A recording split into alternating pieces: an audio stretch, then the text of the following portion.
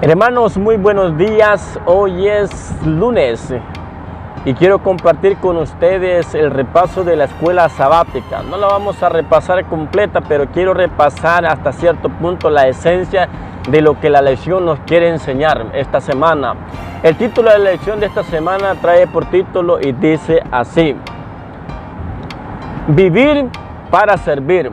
Y esto me recuerda a un dicho muy famoso que reza de la siguiente manera, o dice de la siguiente manera: el que no vive para servir, no sirve para vivir. Pareciera más un trabalengua, pero en realidad, si le ponemos un poquito de atención a esas palabras, en realidad tiene sentido cuando dice: el que no vive para servir, no sirve para vivir. Y eso es así, mis queridos hermanos. Entonces, en el pensamiento científico, en el pensamiento gnóstico, en el pensamiento de aquellos que no creen en la existencia de Dios, ellos sostienen que la existencia del hombre es esta: nacemos, crecemos, nos producimos, envejecemos y luego morimos, nada más. Ellos sostienen: nacemos, crecemos, nos producimos, envejecemos y luego morimos. Ese es el concepto de este tipo de personas que no creen en la existencia de Dios. Mas sin embargo, el pensamiento de los que creemos en la existencia de Dios es totalmente diferente al pensamiento de esto.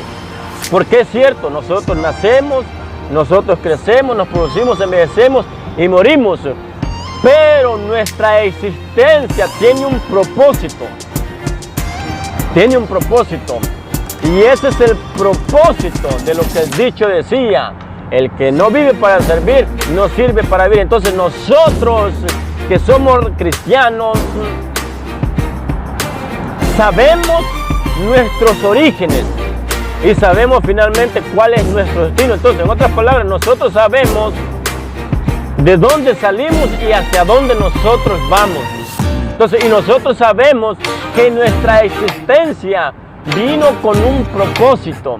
Y eso nosotros lo encontramos en el libro de Génesis. Allí vemos la existencia del hombre y también vemos el propósito por cual Dios lo creó.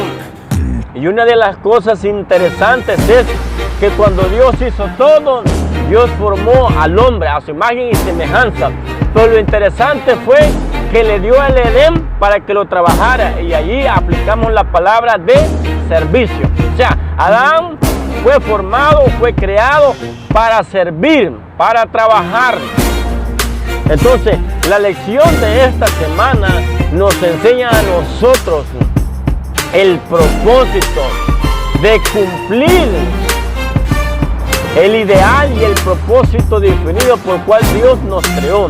Entonces, cuando nosotros hablamos de servicio, hablamos de servir,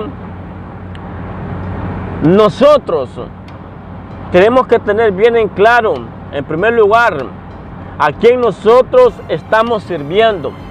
¿Por qué? Porque la misma Biblia nos enseña que hay dos señores. Por ejemplo, Adán, antes de que el pecado entrara, él servía a Dios y lo hacía por amor.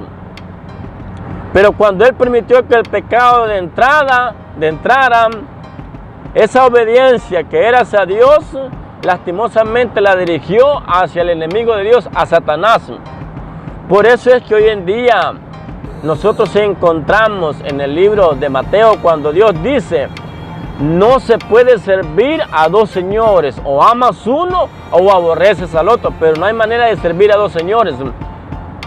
Entonces, la gente que no cree en Dios, inconscientemente ellos deciden obedecer y servir a alguien. Y nosotros diríamos, los que somos cristianos, diríamos que ellos sirven al Dios de las tinieblas, a Satanás. Pero nosotros los cristianos decimos que servimos a Dios, y a medida que vayamos avanzando en esta reflexión nos vamos a dar cuenta que también como hijos de Dios podemos caer en la misma manera de servirle a Dios, de la misma manera como lo hacen los que no conocen a Dios. ¿Por qué? Porque cuando Jesús dice no se puede servir a dos señores, Él usa a Dios como Señor, pero también usa la riqueza como Señor. Entonces, ¿Qué es lo que sucede? Que muchos de nosotros, como cristianos, servimos al Dios de la riqueza. Yo le pregunto a usted y me pregunto a mí mismo, ¿no al caso nosotros nos esforzamos, hacemos todo porque al final de la semana recibamos un cheque y eso se le llama dinero? Y a veces nosotros servimos más a estos ideales que servimos a Dios. ¿Y cuántas personas dicen hoy en día, en realidad no tengo tiempo para servirle a Dios? Y son cristianos.